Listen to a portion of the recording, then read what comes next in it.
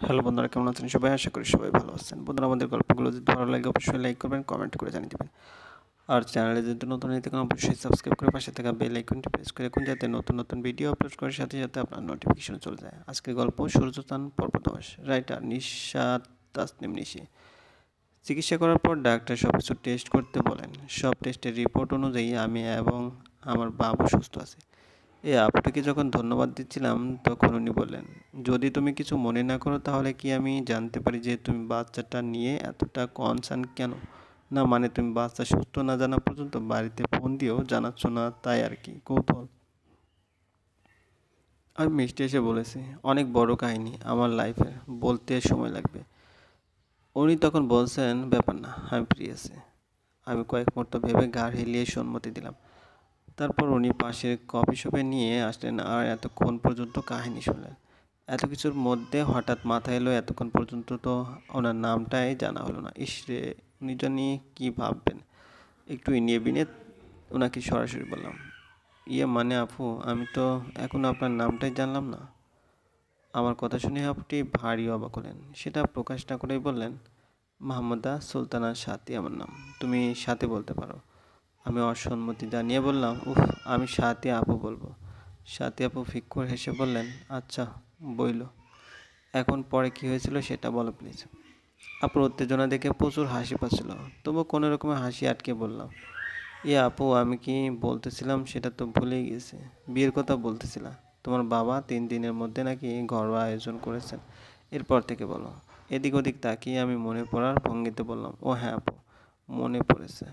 বাবা আমার মতামত শোনার পর 3 দিনের মধ্যেই ঘরোয়া আয়োজন করেন। বলে রাখি, এই 3 দিনের মধ্যে আমার ঘর থেকে একবারও বাহির হয়নি। ওনার ঠিক করা পরিবারের সামনে এক হাত লম্বা ঘোমটা দিয়ে বসিয়ে দেন আমার আম্মু। বড় ঘোমটার কারণে সামনের কাউকে দেখতে পাচ্ছিলাম না, আর আমার দেখারও ইচ্ছা ছিল না।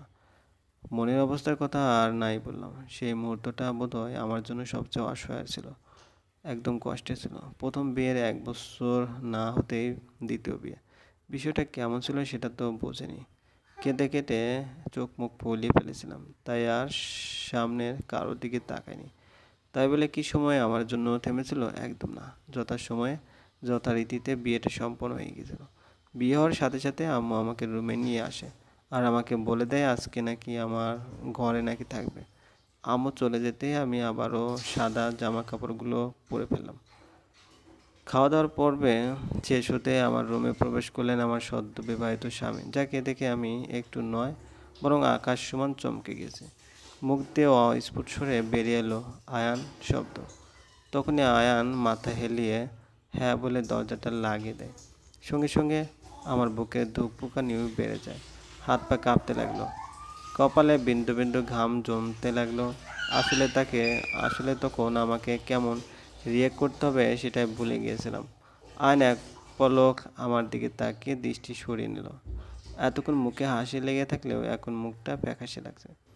উনি কেমন গম্ভীর সুরে বললেন, সাদা কাপড় পরেছো কেন?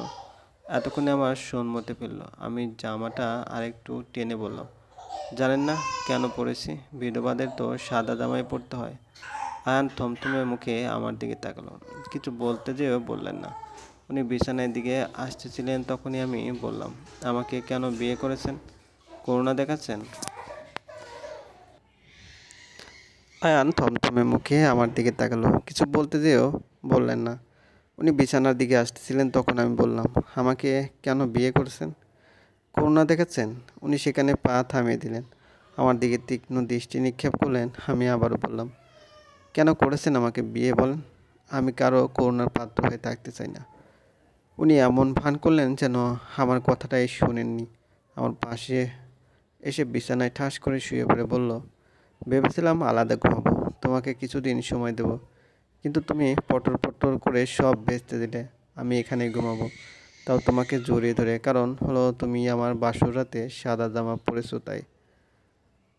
কথা বলে উনি জোর করে আমাকে ঝাপটে ধরে শুয়ে পড়লেন। আকস্মিক বিষয়ে আমি হতভম্ব। আমি যে নড়চড় করব সেটার সুযোগ রাখিনি। রাগে শরীর রিরি করতে লাগলো। দাঁতে দাঁত চেপে বললাম, ভালো হচ্ছে না, ছেড়ে দেন, না হলে আমি চেঁচিয়ে কিছু একটা করে ফেলবো। উনি আমার মুখের সামনে মুখ এনে ফু দিলেন, সাথে সাথে আমি মুখ ঘুরিয়ে নিলাম। মুখ ঘুরিয়ে নিতেই কানের কাছে ফিসফিস করে বললেন, তুমি যদি এমন করো তাহলে আমি তোমার মুখ বন্ধ করে দেব, তাও বিদেশি ছবিগুলোর মতো। বুঝোই তো আমি কিসের কথা বলছি। তাছাড়া এতে আমারই লাভ, বাসরাতে অন্তত উফ থাকতে হবে না। তাই কিছু করার আগে ভেবে দেখো, ঠিক আছে? আমি সাথে সাথে ঠোঁট চেপে ধরলাম। ছি, কি লুচ্চা! উনি ভ্রু নাচিয়ে ঠোঁট চেপে দুষ্টু হাসলেন। আমি নাক মুখ ছিটকে উল্টা দিকে ফিরে শুয়ে পড়লাম। উনি যে কতটা খারাপ সেটা আগে থেকে জানা আছে। আমার মাথায় ঘুরপাক খাচ্ছে ওনার সাথে কিভাবে আমার বিয়েটা হলো, আর উনি কিভাবে ম্যানেজ করলো। কিন্তু মুখ ফুটে কিছু জিজ্ঞেস করলাম না। কিছুক্ষণ পর খুব খুব করে কাশতে লাগলাম। নাকে যেন কিসের গন্ধ আসতেছিল। ঘাড় ঘুরিয়ে উল্টো দিকে তাকাতেই দেখলাম আয়ান বিছানায় পা দুলিয়ে বসে সিগারেট খাচ্ছে। স্বচক্ষে বিষয়টা দেখতেই চোখ বড় বড় হয়ে আসলো। আমাকে কাশতে শুনে হয়তো ওনার সম্মতি ফিরল। দ্রুত হাতে সিগারেটটা মেঝেতে ফেলে পা দিয়ে পিষে দিলেন। আমার দিকে তাকিয়ে কেমন অপরাধী কণ্ঠে বললেন, সরি, সরি, তোমার কথা ভুলে গিয়েছিলাম। আসলে আমার অভ্যেস হয়ে গেছে তো তাই। ভুগতে পারবে না, অভ্যাসটা কিন্তু তুমিই করেছো।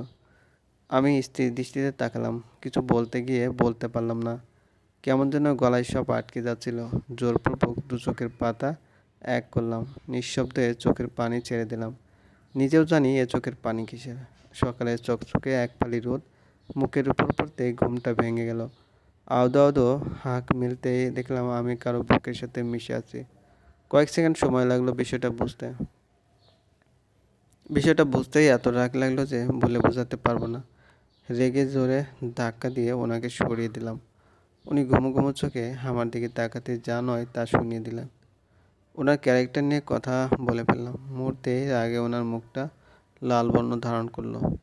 আমাকে বিছানার সাথে চেপে ধরে বললেন, আর একটা কথা বললে তোমার গালে লাল করে ফেলবো।